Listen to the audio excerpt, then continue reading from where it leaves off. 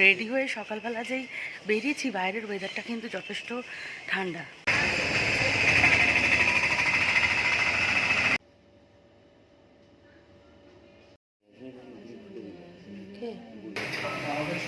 Hospital থেকে ফিরে এসে দেখছি অলরেডি মায়ের রান্না কমপ্লিট। মা বাজার থেকে গিয়ে মাছও কিনে নিয়ে এসেছে। আচ্ছা, মেডিকেল যে পাস্ট যে হিস্ট্রি আছে সেটাতে সেই অনুযায়ী উনি কোনো সার্জারি আমাকে করতে চাইছেন না। উনি ভীষণ ভয় পাচ্ছে যে এটা খুব রিস্কি হবে বলে। কি করছেন উৎসা ম্যাডাম, একটু দেখান একটু। এই শুধু ভুল করে অন্য রুমে ঢুকে যাচ্ছিল আমার মা। হোটেলের অন্য রুমের গেট খোলা ছিল, মা রুম নাম্বার না দেখেই ঢুকে পড়ছিল। চাটনিটা ভালো?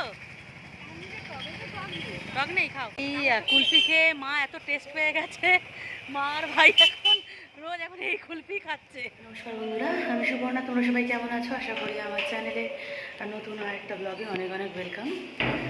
ভেলোরকে সুন্দর একটা সুপ্রভাত জানিয়ে ব্লগটা স্টার্ট করছি। তো আজকে আমার মীনাক্ষী কুমারীর অ্যাপয়েন্টমেন্ট রয়েছে, গাইনোলজিস্ট যে ডাক্তার। তো এখন যাচ্ছি সিএমসিতে। আজকে 7:30 আমার এমআরআই কাউন্টারে রিপোর্টিং রয়েছে। তো চলো দেখতে থাকো আজকে দিনটা কীভাবে কাটাচ্ছি।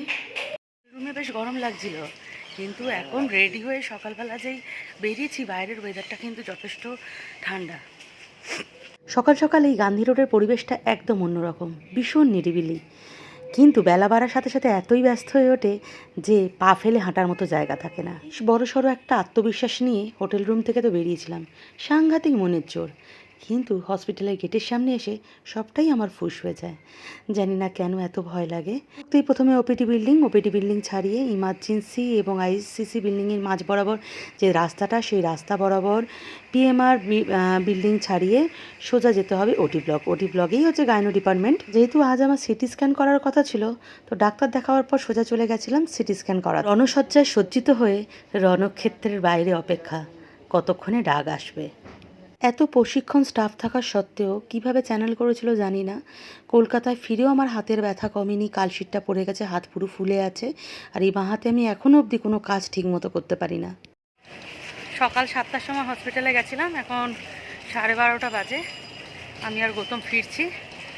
আজকে সারা দিন মানে সারা সকালটা ওইখানেই কেটে গেছে। আর বাইরে বেরিয়ে দেখছি খুব বৃষ্টি হয়েছে, রাস্তাঘাট একদম জল জমে গেছে। আর আমার তো সকাল থেকে না খাওয়া, সকাল থেকে এখনও কিচ্ছু খাইনি। যা রোদ উঠেছে, কে বলবে একটু আগে আকাশ কালো করে ঝমঝমিয়ে বৃষ্টি হয়েছে।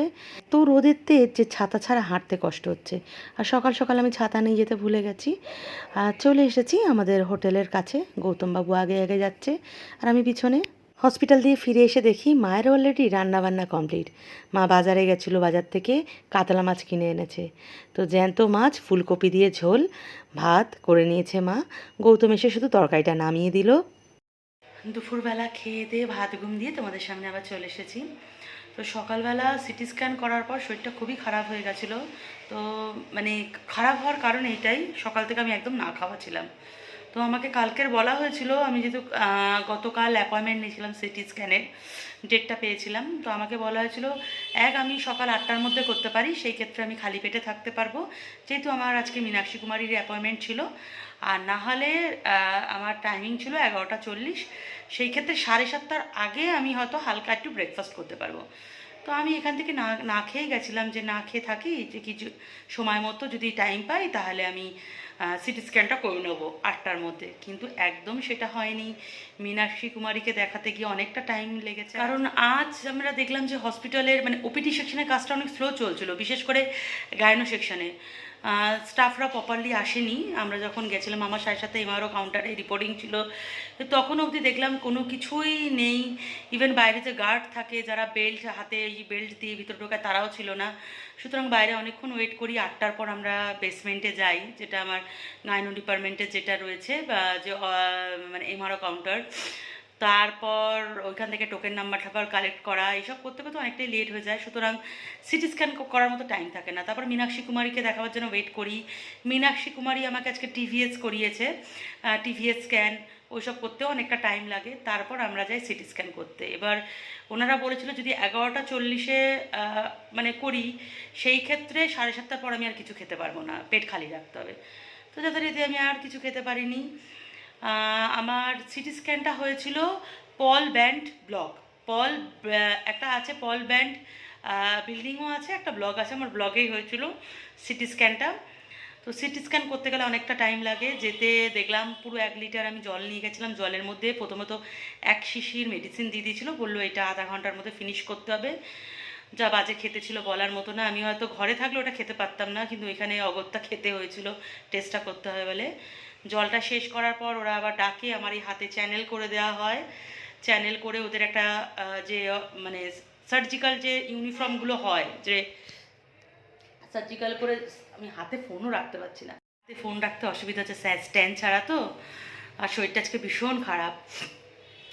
তো হাতে আমার চ্যানেল করে দেয়, ওদের একটা ড্রেস চেঞ্জ করে নিতে পারলে ওদের ওই ড্রেস পরিয়ে দেয়, পরিয়ে তো ওয়েট করা, তারপর তো স্ক্যানে যাওয়া। এই চ্যানেলের ভিতরে যখন স্ক্যান হয় একটা যে মেডিসিন স্টার্ট করে, মানে সে মারাত্মক, সারা গা জ্বালা দিয়ে উঠেছে, মানে আমার মনে হচ্ছে ওইখানে ওই মেশিনের ভিতরেই বমি হয়ে যাবে। তার মধ্যে একবার বলছে শ্বাস নাও শ্বাস ছাড়ো, এসব করছিল। জিজ্ঞাসা করলো ফার্স্ট তুমি বাঙালি না তুমি তামিল নাকি, সেই ভাষায় কথা বলছিল, এটা খুব ভালো লাগলো। আমি যেহেতু বাঙালি আমার সাথে বাংলায় কথা বললো, এবং ওই যে একটা অস্বস্তি, মানে সে আমি বলে বোঝাতে পারবো না, মনে হচ্ছিল ওই স্ক্যান মেশিনে আমি মরে যাবো। এই মেডিসিনটা চালিয়েছে, ওরা বলেই দিয়েছিলো যে একটা মেডিসিন দেয়া হবে, সেটাতে কিন্তু হাত পা জ্বালা হবে, ভয় পাবে না আর নড়বে না। তো সেই মেডিসিন নেওয়ার পর যখন স্ক্যান থেকে বেরোচ্ছি, মানে আমি আর দাঁড়াতে পারছি না, সেই একই সকাল থেকে না খাওয়া, সেটা এত সাংঘাতিক একটা অবস্থা। যাই হোক, ওইভাবে তো করে নিলাম মনের জোর নিয়ে। তারপরে বাড়ি আসলাম, সকাল থেকে না খাওয়া। মা ভাগ্যিস মাছের ঝোল ভাত করে রেখেছিল, মা বাজারে গেছিলো, ভাই মা মেয়ে নিয়ে কিনে এনেছিল। এই যে মা এসেছে এই একটা সুবিধা, না হলে হোটেলের ভরসায় হোটেলের খাবার খেতে হতো। মা সুন্দর করে গুছিয়ে রান্না বান্না করে রেখেছিল, খেয়ে দিয়ে টানা ঘুম দিয়েছি। এখনও কি কি হতে চলেছে কিছুই জানি না। মনমাট, আমি কোনোদিন জীবনে ভাবিনি যে এইভাবে হসপিটালের গেটে গেটে আমাকে ঘুরতে হবে। সত্যি আজকের আমি মানে যখন পল ব্যান্ড মনে হচ্ছে পল ব্যান্ড ব্লগে যখন ঢুকছি সিটি স্ক্যান করার জন্যে, জাস্ট আমার চোখ দিয়ে জল বেরিয়ে গেছে। আমি গৌতমকে বলছি, সামান্য একটা ইঞ্জেকশন নিতে আমি ভয় পেতাম, সেখানে ভগবান আমার কপালে এমন একটা দুর্গতি মানে একটা দুর্গতি আসবে, এমন সময় আসবে আমি কখনো ভাবতে পারিনি যে হসপিটালের এই গেট ও গেটে আমাকে ঘুরতে হবে। যাই হোক, কপালে যা থাকবে সেটা তো ভোগান্তি আছেই। তো দেখা যাক। ভাই আর গৌতম একটু বেরিয়েছে চা খেতে, আমার আর ইচ্ছা করছে না। আর আমরা দুটো রুম নিয়েছি, একটা রুমে আমি মা আর মেয়ে রয়েছি, আর একটা রুমে ভাই আর গৌতম, এটা ভাইদের রুম। এই রুমটা একদম ফাঁকা ফাঁকা, আমাদের রুমটা তো একদম সে কী অবস্থা, জিনিসপত্র ঠাসাই হয়ে গেছে। ওইখানে খাবার দাবারের জিনিস, ওইখানে রান্না করে জিনিস রাখা হচ্ছে, লাগেজ ব্যাগ সব, আর এই রুমটা একদম ফাঁকা। তো ভাই আর গৌতম বেরিয়েছে বলে আমি এই রুমে চলে এলাম, কারণ মা ওই রুমে একটু টিভি দেখছে। মাও কি করবে, মাও তো বোর হয়ে যাচ্ছে, কোনো কিছু কাজ নেই, চেনা মানুষ নেই। তো একটু মায়েরা সারাদিন রান্নাবান্না করছে, এদিকে কাচাকাচি করছে, আর একটু বিকালে করে টিভি দেখছে। তো দেখি যদি শরীরটা ভালো লাগে মাকে নিয়ে একটুখানি বেরোবো। আর আমার উৎসা ম্যাডাম তো ড্রয়িং করতে বসে পড়েছে। আর যদি বাইরে যাই সেটাও তো তোমাদের সাথে শেয়ার করব। হ্যাঁ, সবটাই তোমাদের সাথে যেটুকু পারি একটু একটু করে তুলে ধরছি। আর মানে এক এক সময় এমন অবস্থা হচ্ছে, মানে ইচ্ছা হয়েও ভিডিও করতে পারছি না, সেই মন মানসিকতা থাকছে না, ভীষণ একটা টেনশন কাজ করছে। তো আর সব থেকে ইম্পর্টেন্ট কটা যেটা আমার বলাটা আগেই দরকার ছিল, সেম আজকে যে আমি মীনাক্ষী কুমারীকে দেখেছি, আমার যে ডায়াবেটিক সিস্ট নিয়ে যে একটা সার্জারি নিয়ে কথা চলছে, মীনাক্ষী কুমারী আজ অবধি আমাকে একটাই কথা বলছিল, উনি কোনো মতেই সার্জারি করতে চান না। উনি আজকে তার জন্য আমার টিভিএস স্ক্যান করিয়েছে, শুক্রবার দেখতে চান রিপোর্টে কী অবস্থা সিস্টের। উনি বলছে আমার যা মেডিকেল যে পাস্ট যে হিস্ট্রি আছে সেটাতে সেই অনুযায়ী উনি কোনো সার্জারি আমাকে করতে চাইছেন না, উনি ভীষণ ভয় পাচ্ছে যে এটা খুব রিস্কি হবে বলে। ইভেন উনি বলছে হার্নিয়ার ডাক্তারও কি রিক্সে তোমার সার্জারিটা করতে চাইছে, করবে আমি জানি না, কারণ তোমার এত একটা বড় সার্জারি আগে হয়ে আছে, আমার ল্যাপ্রোস্টমি যেহেতু আগে হয়েছে, সেই ক্ষেত্রে কি হবে উনি একটা খুব ভয় পাচ্ছে। তাও উনি আজকের আমার সামনে হার্নিয়া ডক্টরকে একটা লিখে দিল যে যদি হার্নিয়া ডক্টর ওটি করার সময় যদি চায় মীনাক্ষী কুমারীকে ডাকতে পারে, তাহলে সেই সময় মীনাক্ষী কুমারী আমার ওটিতে আসবেন, এবং যদি উনি মনে করেন সেই সময় ভাববে যে সিস্টার ওটি হবে কিনা। আপাতত এইভাবে জিনিসটা ঝুলছে। এখনও ক্লিয়ার হবে যতক্ষণ না আমি শুক্রবার আবার মীনাক্ষী কুমারীকে দেখাচ্ছি। আর আমার বৃহস্পতিবার, আজকে তো মঙ্গলবার, বৃহস্পতিবার আমার সার্জারি ডাক্তারের অ্যাপয়েন্টমেন্ট আছে, মানে 13 তারিখে। তো দেখতে থাকো, আস্তে আস্তে সবটাই জানতে পারবে। এখনও আমি তো কিছু জেনে উঠতে পারিনি, তোমাদের সাথে আর কি শেয়ার করব। কি করছেন উৎসা ম্যাডাম, একটু দেখান একটু। এই ভালো করে দেখা যাচ্ছে না বাবা, একটুখানি ঘুরিয়ে দেখা। এই ম্যাডাম আঁকতে শুরু করে দিয়েছে এখানে বসে বসে। মা, ভাই, গৌতম সবাই চা খেতে গেছে। আমার যেহেতু বললাম শরীরটা ভালো নেই, আমি আর যাইনি, এগুলো অফও করিনি। কত স্মার্ট হয়ে গেছে, ভেলোরে এসে নিজে একা চা খেয়ে আমার আর মেয়ের জন্য, আমরা যেহেতু যাইনি, চা নিয়েও চলে এসেছে। শুধু ভুল করে অন্য রুমে ঢুকে যাচ্ছিল আমার মা, হোটেলের অন্য রুমের গেট খোলা ছিল, মা রুম নাম্বার না দেখেই ঢুকে পড়ছিল। আমার আর উৎসার চা শেষ হতে না হতেই গৌতমার ভাইও চলে এসেছে এবং সাথে আবার চা নিয়ে এসেছে। কারণ যখন গৌতমার ভাই বেরিয়েছিল তখন মা হোটেল রুমে ছিল, ওদের বেরিয়ে যাওয়ার পর মা আবার একা চা খেতে গেছিলো। সুতরাং ভাইরা জানতেই পারেনি যে মা আমাদের জন্য চা এনেছে বা মা চা খেয়ে এসেছে। ভাই বলেছিল গৌতমকে ফোন করতে আমাদেরকে, কিন্তু গৌতম বাবু যেহেতু ফোন করেনি সেহেতু দুবার চা খেতে হলো। শেষমেশ গৌতমবাবু জোর করে 1:30 বাজে সেই আমাকে বের করলো। যাবো না বলছিলাম, বললো ঘরে থেকে বোর হয়ে কী করবে, আর আমি থাকা মানে মাও বেরোতে পারছে না, সুতরাং উৎসাহ ঘরে থাকছে। উৎসাহ ঘরে থাকতেই চাইছিল, উৎসাহকে জোর করে নিয়ে যাচ্ছে গৌতম। তো এখন বেরোচ্ছে, একটু বাইরের দিকে ঘুরে আসবো, যদি রাতে খাবার টাবার যদি কিছু কেনা যায় দেখি। প্রথমেই এই আন্টির থেকে মিনি ইডলি নিয়ে নিয়েছিলাম। তো এই আন্টি নিজের হাতের তৈরি ঘি আর মাবাও এই দোকানে বিক্রি করে। না না, তারা আগে খেয়ে দেখুক কেমন।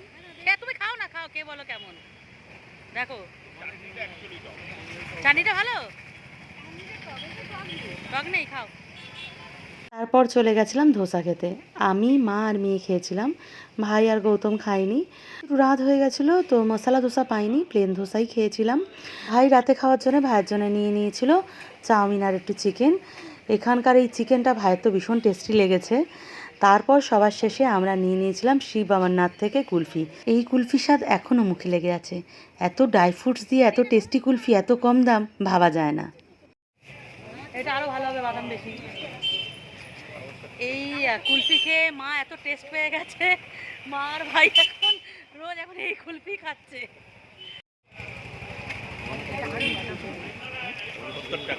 ভাই বাচ্চারা এত শখ করে চাউমিনটা কিনেছিল রাতে খাওয়ার জন্যে, কিন্তু একদমই টেস্টি ছিল না চাউমিনটা।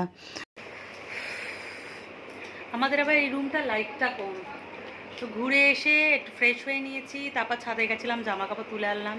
আজকের এখানে তো খুব বৃষ্টি হয়েছে, জামা কাপড় একদম শুকায়নি, ঘরে দড়ি টাঙিয়ে পুরো জামা কাপড় মেলে দিয়েছি। গৌতমার ভাই ওই ঘরে শুতে চলে গেছে। আর সকালের ভাত ছিল, গৌতম এসে তো মাছ ভাত খেয়ে নিয়েছে, ও তো উল্টোপাল্টা খেতে ওর একদমই পছন্দ হয় না। মুড়ি প্রিয়, ভাত প্রিয় মানুষ। আজকে তো সারাদিন মুড়িও খেতে পারিনি, ভীষণ কষ্টে আছে। আর আমরা ওই বাইরে থেকে যেটুকু খেয়ে এসেছি ব্যাস, আর কিছু খেতে ইচ্ছা করছে না।